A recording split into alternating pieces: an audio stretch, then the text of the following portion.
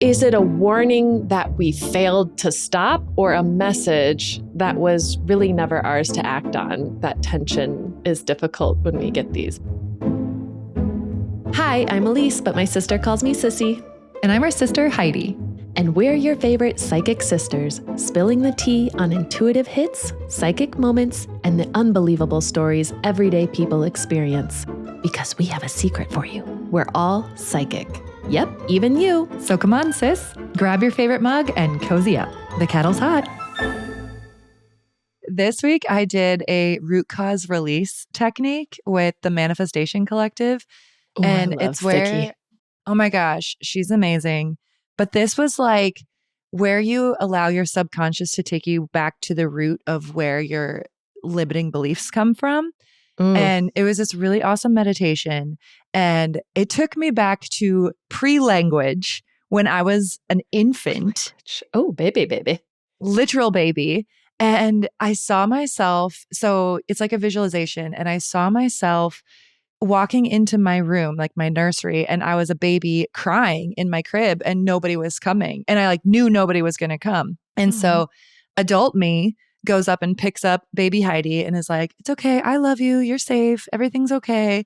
And I immediately had this knowing that my core wound was that my needs go unmet. And the only way to meet them is if I do it myself. And so I became like fiercely independent. And I was like, I don't need anybody. But then it blocked me from receiving. So it was all subconscious. Yeah, exactly. It was just wild. And then I was also reading about it. And it's the wounds that happen pre-language are your subconscious wounds that you're not aware of. And they actually, they show up as things that you think are good about you. You're like, no, I'm fiercely independent. Oh. Interesting, huh? Yeah. Well, so I thought it was like, oh, so good. Did I just fuck my kids over with the cry it out method? Now I feel like, I know. What did I do? I thought the exact same thing. You know what? I'll give them the root cause release technique and they'll be fine. Okay. Hey, kids, just release this later. Mommy's so sorry. Okay. We needed to do what we had to do. It's okay. Okay. I just did what my doctor said. I know. It's fine. That's probably what our parents did. We all are trying our best. That's all we can do. Yeah. Anyways, that's my little tea for this morning. Fun. I wonder what my root cause is. Yeah, you should do it. It's awesome. Yeah. I'm kind of scared to know. Well, instead of looking backwards, today we're going to look forwards. Yeah. That was really lame. I love that transition, sis. That's perfect. Okay, that doesn't really make sense. But today we're going to be talking about premonitions and why do we hear them if we can't do anything about them? But before we get into that, just another quick reminder, if you are not following us yet, why the hell aren't you? Just kidding. Oh, if you're new here, here, be sure to hit follow. If you're watching us on YouTube, hit subscribe so that you get notified whenever we drop our new episodes. And with that, it is time to cheers and get ready for some Psychic Sister tea. Yay! Cheers! Clink, clink. Cheers! Let's get into the tea. Let's talk about premonitions because, well, this recently happened to me and it freaked me the fuck out. So I want to dive into this because what's the point of seeing something in the future if almost always there's nothing we can do about it? I feel like there's probably a lot of people that have had premonitions, like a dream or a gut feeling or like a refusal to board a plane when the phalange isn't working. I'm sorry, I can't. Phalange? Is that a finger? It's a Friends reference. I can't. I can never. I must resist have missed it. that episode.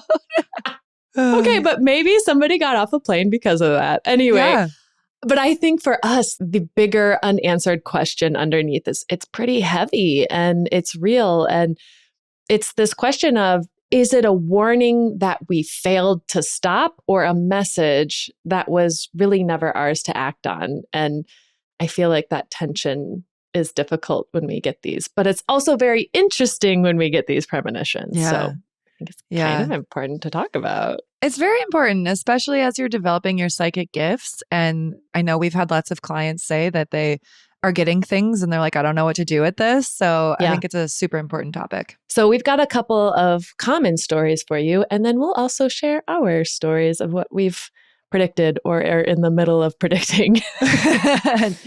We shall see. Yes, we'll let you know.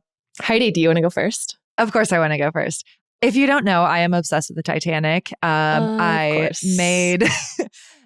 got married on April 14th, which was the day that the Titanic struck an iceberg. People thought that was weird, but I thought it was normal. And then we went, it's a little weird. And then we went on a honeymoon to Northern Ireland so I could go to Belfast and see where the Titanic was created. So I'm very much more than just the Titanic movie, even though I'm obsessed with that too. I love the Titanic in general. Who isn't? I know. It's so good. So I have some interesting premonitions from around the Titanic era. So this first one is Morgan Robertson. He wrote a book in 1898 called Futility. And there are a lot of parallels. I'm wondering if you can pick these up. So he's a novelist. I've heard of this. Okay, good. I love it. But I forgot what all of them were. I just remember being like, oh my God, this is wild. Right. Okay. Let me make your jaw drop. So 14 years before the Titanic even happened, he wrote a book about a ship called the Titan. First of all, let that sink in. It was the largest ship afloat, and it was considered unsinkable. And it sinks in the North Atlantic after hitting an iceberg in April. Well, what? It was even April? It was even in Holy April. Shit. Okay. With not enough lifeboats for everyone aboard. No. And then, the parallels are unhinged. It's even more. Just hold on. So the Titan was 800 feet and the Titanic 882 feet, which was obviously the biggest at the time. The Titan hit an iceberg at 25 knots, Titanic at 22.5. Okay. They both had the capacity for 3,000 passengers. They both were struck on the starboard side, both around midnight, and sank in the North Atlantic about 400 nautical miles from Newfoundland. Stop. So, yeah, I know. What? I got chills. But here's the kicker. So people called Robertson like clairvoyant. They credited him with clairvoyance and he adamantly denied it, just flat out denied it. He was insisting that he just has deep knowledge of ships. Okay. I don't know about you, but that how can just having a deep knowledge of ships get it that specific? Like, I guess you could say that yes, there are a lot of icebergs off the coast of Newfoundland in April, so probability is high. And at that time, not a lot of lifeboats were put onto ships. So okay, that one I could maybe say plausible. But here's a more interesting one. So W.T. Stead, I don't know his actual name, but it's W.T. Stead. He was a famous journalist and a known spiritualist. So this guy was also into the woo-woo. So he's one of us. He's a friend, guys. Welcome. He's a friend. In 1886, this is 26 years before the sinking of the Titanic, he published a story. This is pre-Titan. Yeah, even pre-Titan. Yep. He published a story about a steamship that goes down in the mid-Atlantic with too few lifeboats, but ended it with a line saying, "This is exactly what will happen if ships sail without enough lifeboats." Oh, yeah. I got goosies. Oh, damn. Okay. And then there's more. In 1892, he wrote another piece of fiction about a ship that sinks after hitting an iceberg, where a character with second sight actually has a vision of the iceberg before it happens. And the captain in that story was named Captain Smith. Yes, I know that's a common name at the time, but that is also the name of the captain on the Titanic. Captain James Smith.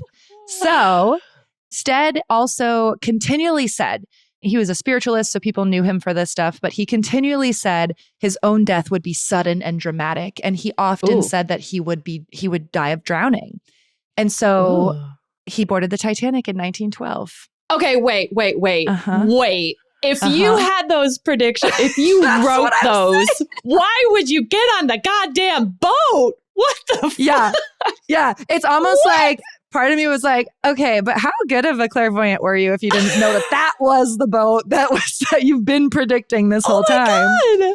So yeah, Oh my God. he was one of the 2,000 plus souls who were lost to sea. Sad. Yeah, crazy. Oh, But it like, shit. you're having this premonition that you're going to drown, and you talk about ships sinking off and in not the mid-Atlantic. lifeboats. Not enough lifeboats. All that stuff. But okay, so this one is my favorite one, actually. It's a short one here, but so the previous two that we talked about were men, right? And of course. I thought we needed a women's perspective on this. Of course you do. Yes. What happens when a woman has an intuitive hit? Oh, wait. So, does she not get on the boat? You just wait. That's my premonition. So this is a story of Esther Hart. Okay. The Harts were originally booked on a different ship called the Philadelphia, but a coal strike transferred them to the Titanic. The dad was thrilled. He was so excited to go on this brand new ship. But of course, Esther was not. She had a profound sense of foreboding. And the moment that the plans were finalized, she repeatedly said, "No, we can't do this. It's quite wrong. Something dreadful will happen." But of course, they had to proceed with this. But this, having any sort of premonitions, was incredibly out of character for her. So very uncharacteristic. But she couldn't really do anything with it because the family was like, "Nope, we need to get on board." So here's what she did. She decided she would only sleep during the day and stay awake, fully dressed, every single night that she was on the Titanic. And what? Yep. So she didn't dismiss her sense of unease. She's like, "Nope, something bad's going to happen." And she knew it was going to be at night. Like she knew, she had the sense something bad's going to happen at night. So she always stayed up. And because she was awake and fully dressed when the ship struck the iceberg, they reached the deck in time to get on a lifeboat. And they were not in first class. They were second class ticket holders. God. Mm-hmm. Oh my God. So being able to get on deck before all the chaos and craziness happened to get a lifeboat was key in their survival. But unfortunately, her husband, Benjamin, did not make it because that was back when it was women and children only. But her and her daughter, Eva, survived. And Eva went on to live into old age. And she told this story for decades. And I have heard this story before about Esther. But that's so cool. She was like, I am trusting this so much so that she completely flipped her circadian rhythm and was like, "I'll keep watch at night." I think that's good so for her. Cool. Yes, go Esther. That's amazing. I love it. I love that story. I've heard so many little things about Titanic, like people that the near misses. I know there was one that I think it was one of the chefs or a cook working. And I think I know what you're talking about. The one that snuck off? Yeah, he saw a cat with its kittens, and then the mom cat, who was on the ship the whole time while they were getting ready and everything, then decided to get off. And then the chef also had a weird feeling beforehand, but once he saw the cat leave with its kittens, he's like, "Okay, I'm sneaking off too. I'm getting off damn. too." I didn't know that one actually, but there was another one who was a coal worker, like in the boiler room. Yeah. And the Titanic went from Belfast to England and then stopped again at Cove or Cork, South Ireland, before taking off to New York. And one of the workers just freaked out. He thought something bad was going to happen. He snuck off on a mail carrier. Like he hid under all the mail from the ship and got off there. And he got in trouble from the White Star Line, actually, for dismissing his post. And rather be alive. Thanks. Exactly. I was like, of course the White Star Line had to be like, "You owe us." Pretty sure they had a lot more to worry about after that than a little mail carrier issue. Exactly. Yeah. Oh my God. Okay. I love it. I've got a couple stories about premonitions. Just some trigger warnings, though. They are about a lot of death and children are involved. So it is kind of sad. Okay. I'm sorry. I don't like that. But okay. I know. But I think it's important to talk about because this is what happens. It's a real story, guys. I'm sorry. It's life. It's life. Okay. So this first one is about Aberfan. And it was on the morning of October 21st, 1966, in a Welsh mining village called Aberfan.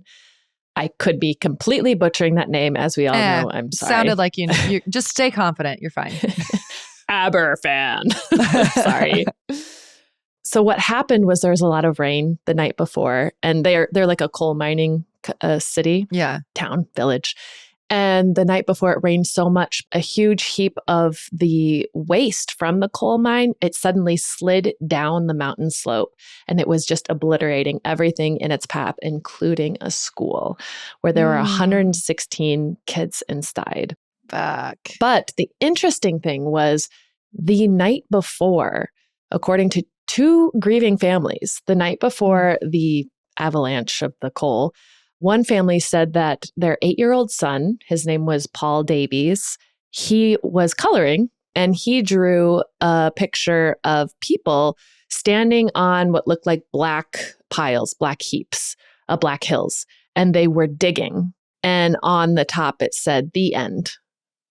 So like basically a prediction of the people, what happened afterwards, them digging people out. And then another family said that their 10-year-old girl named Earl Mae Jones, she reportedly told her mother the night before, "Mom, I'm not afraid to die, but I did dream the night before that something black came over my school and then I died." Oh. But the family talked about how her comment about she's not afraid to die, that helped them in their grieving process. But she had that prediction. She saw something black coming over the school. I don't know, but things like that make me think, okay, what do you do? What do you do with that? Do you not send them to school? Because knowing me, I'd be like, all right, guys, you still got to go to school. It's important. Well, it sounds like that's what they did too. So the 8-year-old was also in the school? Yes, the boy. The 10-year-old. Yeah. Mm-hmm. Okay. Yeah. Think of the weird shit that your kids draw sometimes. Like, would you take it seriously? I know. Like, sometimes you can't constantly live in that sort of, I don't know. I know. That is a really tricky question. Okay. Moving on quickly. Sorry, that was sad. Yes, but please. I have another one that it's also sad, but it's very interesting. And I watched a documentary on this a long time ago. I can't believe I forgot about this, but it's about Lynyrd Skynyrd, the band. Oh. And have you heard about all the predictions in their plane crash? I guess vaguely I remember kind of. I'm not well versed, so I want to hear. Okay. This is just wild. So in October of 1977, the band was in a plane crash and there were 25 people on the plane, but 6 people died, including the lead singer, Ronnie Van Zant. But Ronnie frequently expressed this chilling premonition that he would die before his 30th birthday and quote unquote, go out with his boots on. Okay. Yeah. The plane crashed as he was asleep on the floor because he took some sleeping pills because they just performed the night before. He was tired. And he passed away 87 days before his 30th birthday. Oh so God. He was right. And even the guitarist, Ed King, he mentioned that Van Zant would talk about this that he would die before he was 30 all the time, that he said he got sick of hearing it. He's like, quit talking about it. It's all the time. I get it, dude. And he did. Whoa. But also he wasn't afraid of it, just like that kid. He was just like, nope, I just know I'm going to go out before my 30th birthday. That's wild. Another weird thing is that in the months leading up to his passing, Van Zant started calling himself the Mississippi Kid, even though he never lived in Mississippi. He was from Florida. And guess where the plane crashed? Mississippi? Mississippi. Yes. Interesting. And that's not even the crazy part yet. Okay. Give me more. So the premonition of this crash actually came in a dream to the backup singer, JoJo Billingsley. Yeah. So she had a dream just seeing this whole tragic plane crash come down. And so she attempted to warn the rest of the group. She was actually not on the flight because she had temporarily left the tour because of an illness. Interesting. Yeah. And then, so after she had this vivid nightmare about the plane crashing, she calls her buddies and she's like, please, please, please do not get on this airplane. The aircraft is old and it's not good. Just don't get on it. And of course, they didn't heed her warning. Yeah. But she's like, I had to live with that. I had to live with that the whole time. But at least I told them. Yeah. I think it'd be way worse if she didn't say anything. You Yeah. know, like her own guilt. Her own guilt Yeah. would be way heavier if she didn't say anything. But that's one of the things, like, where she spoke up and then they're still going to do it anyway. And it's so Exactly. it's like our premonitions really just, you're getting a glimpse of the future that's already kind of set in stone, but yet we have free will. So I don't know. I don't know. Yeah. But there's one more really cool thing about this story. This was in the documentary. So Gary Rossington, who is the lead guitarist, he actually survived the crash. Ooh. He's like, I don't know how I did. I was playing poker and Yeah. I was drunk. I'm like, okay. But he remembers after the plane crashed, he was stuck underneath some rubble and he thinks it was like the plane door or something. And he remembers calling out for Dean, his manager, to help. And he's like, I saw Dean come over and he's like, Dean, help. This plane door is stuck on me. I can't move. And Dean helps. He gets it off of him and Gary could move. Well, afterwards, he was telling that story and Dean's family was like, no, there's no way that's impossible, because even the doctor said his injuries that Dean had would not have allowed him to even walk after that plane crash. So Gary was like, it must have been spirit that helped me that day. Dang. Isn't that That's crazy? wild. Yeah. That is so know. cool. Okay. Predicting your own early death is one thing. Like if you had this premonition that like, I'm going to die young, I think at first I would freak out, but then it would actually make you live more fully because I would hope so. Like you would think. But then the other side is also like, would you live in fear? Would you be perpetually like worried that is today the day? Or well, I don't know. We have someone in our membership who said that she knows when she's going to die. Yeah. She was told, and I don't think she's afraid, but maybe at first she said she wasn't. Yeah. But I didn't want to like ask more about it, but I'm so curious. I know. I'm like, what? How do you cope with this? But yeah, no, she seemed very accepting of it. And it was something that she said that she had this knowing almost her whole life that she was going to die younger. And in a car accident too, right? She said she even knows how it's going to be. Yeah. But maybe it's just like, it's just going to happen out of the blue. Like you don't know when a car accident's going to happen, you know? Like it's just, it's not like you can't stop getting in cars for the rest of your life. No, especially not in the United States. No, that's true. It's impossible to avoid, but very cool. I mean, crazy. I don't know how I feel. I know. So we've had a couple predictions ourselves. Some of them are just really, really little and silly, but some of them are really interesting and sad. Yeah. So one, Heidi, I talked about this one on social media, but it was so random that I'm like, what was this one? Why did I get this? You tell me what you think it was. But I was driving in Milwaukee with my kids and we're going through an intersection. And on the opposite side of the intersection, there's a car coming towards us, but they're about to turn left. So she's waiting for me to go through the intersection. But she's very anxious. Like she's like, you can tell she just wants to turn. I'm like, oh my God, she's going to hit me. But there's a minivan in front of me. And I'm like, oh my gosh, I hope, for no reason, I just say this out loud, I hope a bunny doesn't run across the road and this minivan has to slam on their brakes and then I stop and then the lady turning just T-bones me. Well, that didn't happen. Okay, I was like, wait, it didn't. I don't remember this happening. We got through the intersection, but I shit you not, 5 seconds after getting through the intersection, a bunny runs across the road and the minivan slams on their brakes and I had to stop like really quickly. Oh my God. So we weren't in the intersection, but it happened.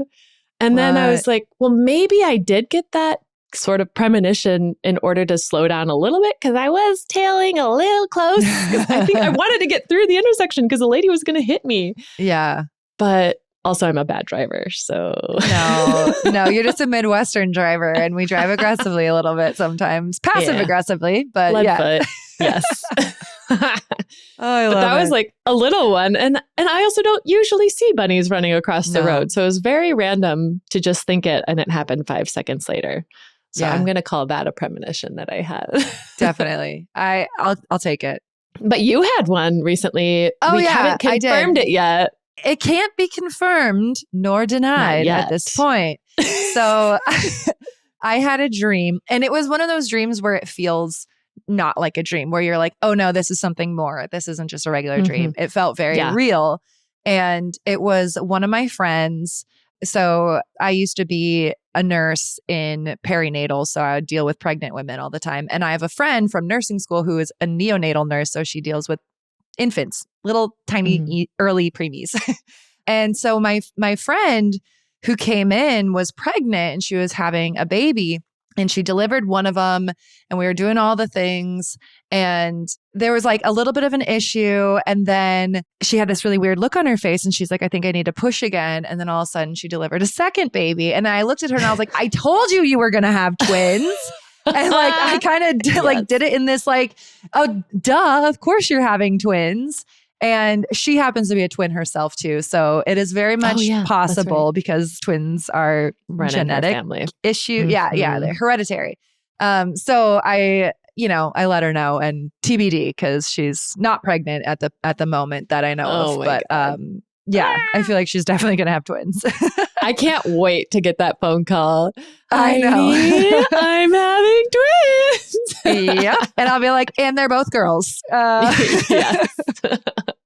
Oh, that's awesome. I love that. Yeah. We actually have a story from in our family. I don't know if you remember, Heidi. We have a great aunt who predicted, unfortunately, was a death, but she predicted the death of her husband and her daughter. And this story has been passed down through our family for a while. So, of course, it could have been skewed slightly. But from what I heard was she was just leaving the grocery store, walking through the parking lot, and all of a sudden she sees this vision of her husband and her daughter drowning in water. And this feeling came over her that was like, it was scary, but at the same time peaceful, I guess. And she's like, everything's going to be okay. But I don't know how long after that passed. Her husband and her daughter went on a fishing trip, and no one really knows what happens, but what they think happened was that he got a heart attack, stood up, and then fell out of the boat. And then she went in to help him. I think she was a teenager or a little older. So she was old enough, like they were old enough to swim. But if something like that happens, that's dangerous. So so they passed. But things like this, it makes me so mad. Like, why would you show me that? Yeah. If there's nothing I can do about it, or was I supposed to? Or was I supposed to be like, no, don't go on that fishing trip? But she was only shown that little glimpse. And because she felt pretty peaceful about it, I think maybe that's why it's kind of one of those things like, well, maybe it was just a way to prepare my heart for what's happening, instead of like, no, you're not supposed to change the future, but I want you to know this is coming.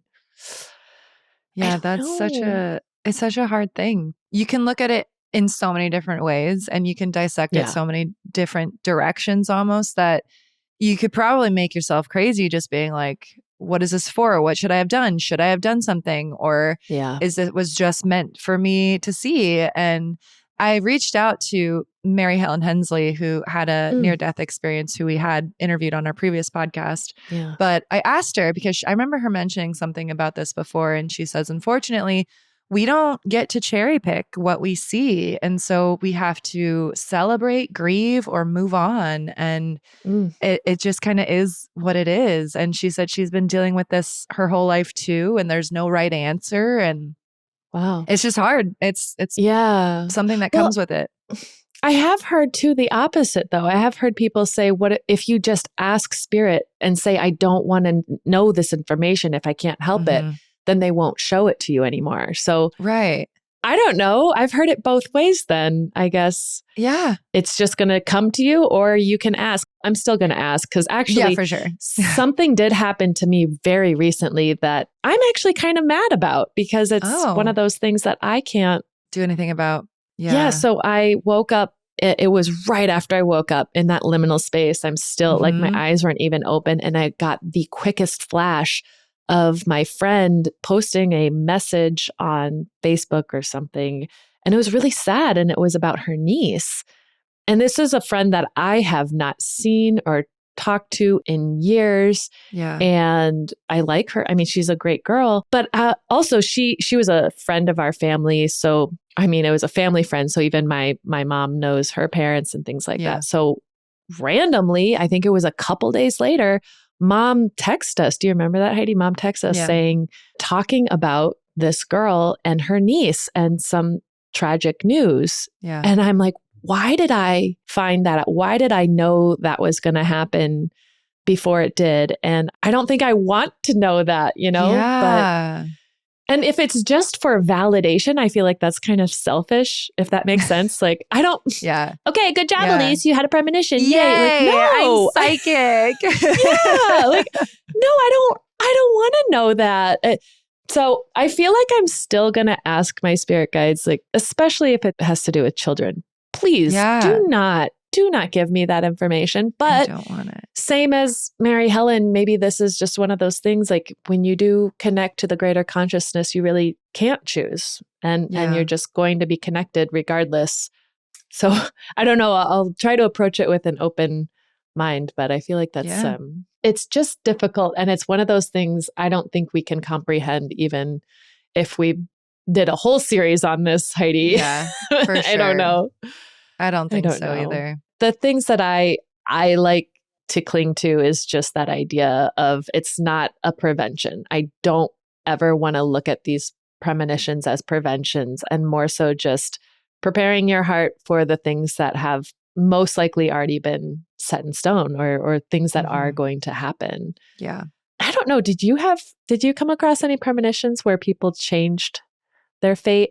I don't know. I'm sure there are. Because the lady from the Titanic, she just had a fear like this was something bad was going to happen. She didn't see her death. Yeah. So yeah, I mean, I'm sure there are some out there, or like, people not, I've heard of the ones of like people didn't get on a plane and then it crashed, or stuff like that. But that's like for you, like it's not like trying to change something or stop something from happening that you see like in a Superman sort of vibe where it's like, oh, this thing's going to happen. So I have to stop this train so it doesn't run into this family, like I haven't seen that. Wasn't that movie with Sandra Bullock? I think it was called Premonition or something like that. Oh, I vaguely remember it. I'm pretty sure, and spoiler alert if you don't want to hear the ending, but if you haven't seen it, it was years ago. But I'm pretty sure what happened in that movie was that she had a premonition something bad would happen. But because she had that, then she acted in a different way.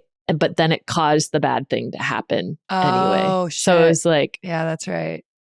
Yeah. I don't know. Sometimes we have no control sometimes. Control. There is a higher power who has everything figured out, and we are just pawns, I guess. Yes. But I don't know, man. Not sad pawns. No, we're kings and queens. Yes. And maybe bishops.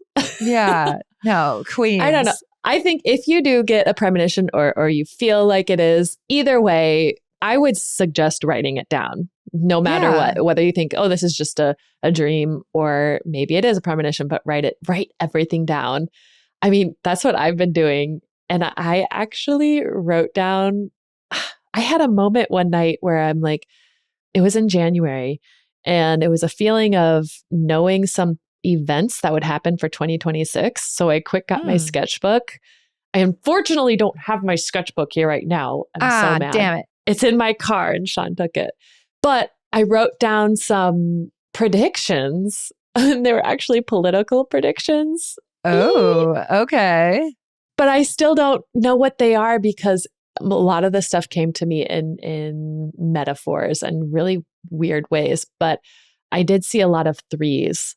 Okay. And I saw like 3 buildings, and I saw 3 figures, and I saw a triangle.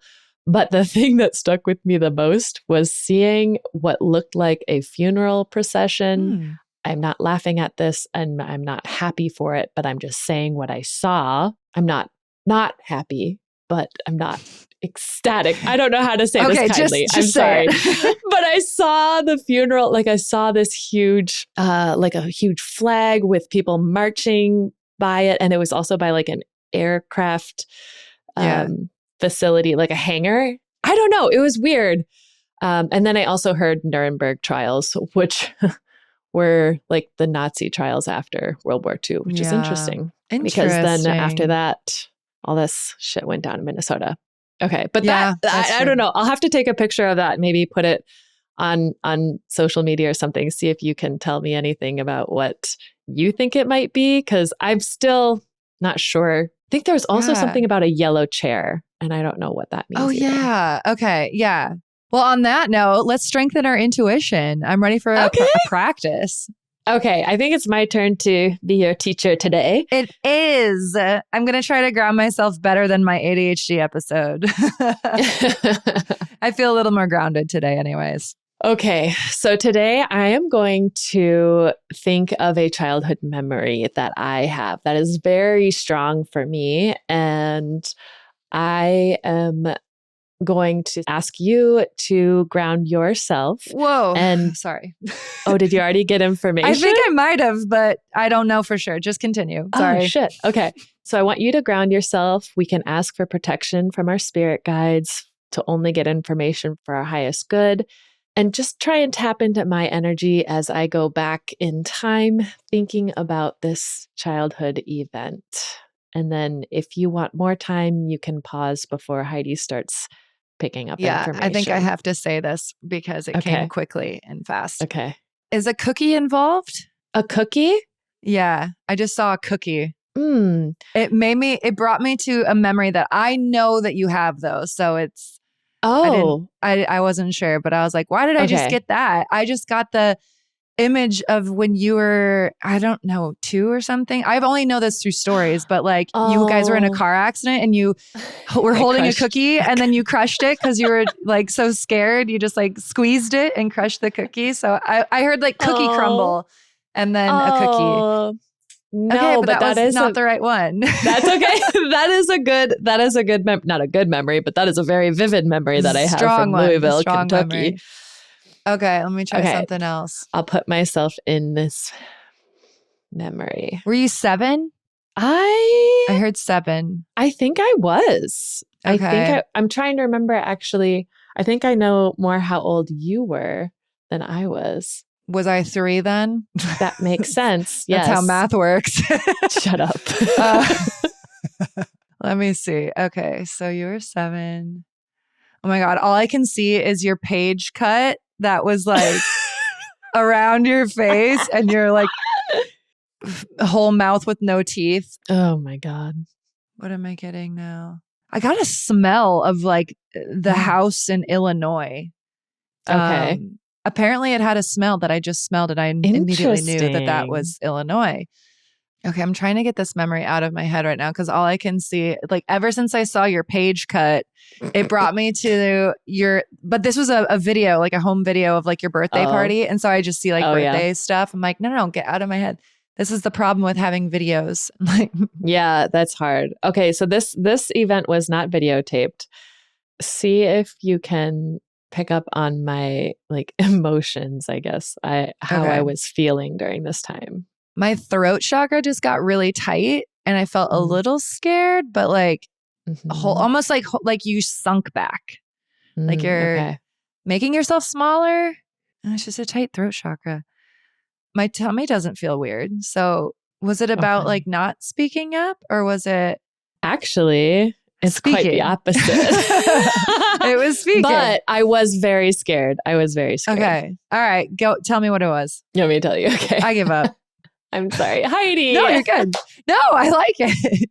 Okay. So the event was when you ate all the vitamins and I tattled on you, and then immediately seeing Mom's reaction to you ingesting a bottle of iron-filled tablets.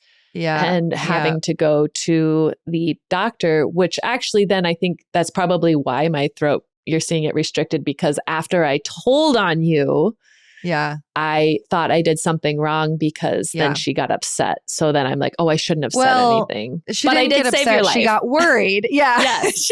Yes. She was worried because if you don't know, if you eat too many vitamin tablets that have iron specifically, you could die if you're a child. Yes. So yes, you can. Rightfully so. Mom was a med tech, so she understood that was important So she wasn't mad at you, but I could I see know she Margot, wasn't. like I could see my daughter feeling the exact same way of being like, oh my Yeah. God, I shouldn't have said anything. I got in trouble. But like you didn't Yeah. get in trouble, but No, yeah, sensing that. it was a sensing scary, that. scary situation. I wonder if it was throat too, because it was something swallowed and ingested. Ooh, But yeah. yeah, it was like this like small, like, oh no, I shouldn't have done that Mm-hmm. sense. Mm-hmm. Yep. Oh, So that was what a great memory. Thanks for saving my life. And now here we are. Yay! Here we are. Oh, Mom, God. Heidi ate all the Flintstone vitamins. Yep, sure did. They taste like fucking candy. Like, I still give them to my kids, which is wild. yeah, they're still around. We keep them way up top shelf. Yeah, all good. Just don't pop them while you're gosh. eating or while you're watching Rugrats. Yeah. If you want to keep practicing, head on over to our community where you can be a member and have weekly practices with us. We do them twice a week, every week. And we have monthly Q&As and practice sessions and group readings and a bunch of other cool shit. So Yeah. head over to fun stuff. psychicsistertea.com/membership to check that out. And the links are in the show notes. Yay. Until next time, keep the psychic stories brewing. And we'll keep the kettle on for you. Bye. Bye.